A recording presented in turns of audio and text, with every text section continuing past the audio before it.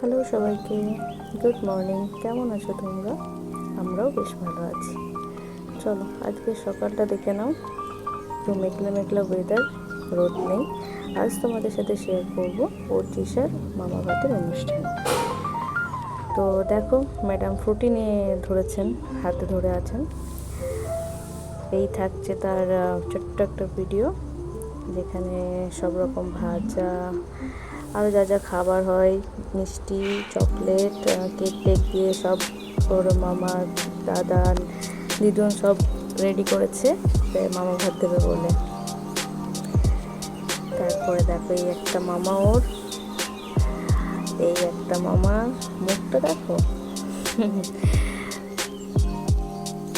ক্লাসে জল খাচ্ছে।